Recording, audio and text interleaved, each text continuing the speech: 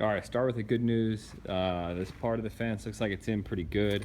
It's solid for the most part up top. You can probably use a couple more clips in here. But the bottom piece doesn't have that bottom runner. And it just it just flails out. I don't know if that's going to be an issue at all. Um, same thing on through here.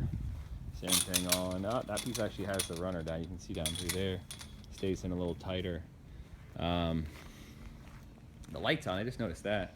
Pull light, I don't know which switch it is inside. So we gotta look into that. So it's a blue light, which is kind of crazy.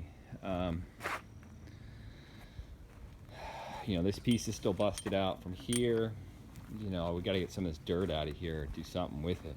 Again, I don't know how picky they're gonna be with this fence stuff.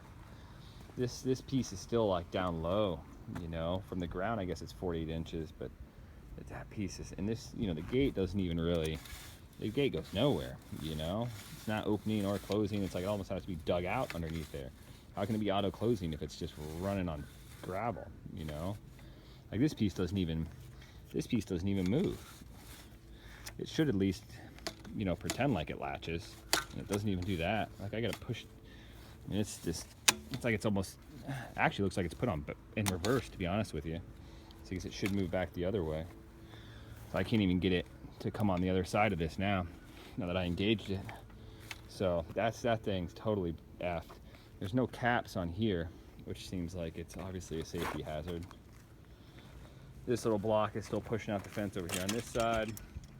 So there's kind of like a gap under there and a gap under there.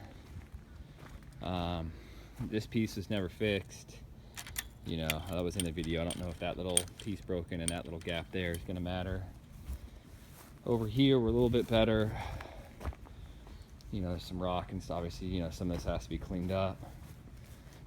This part made no sense to me. This block right here was right here. You can see the imprint of it. So the gate couldn't even close regardless. I don't know what the thought process behind that one is. And as you can see, quite plainly, the bush comes out further than the fence.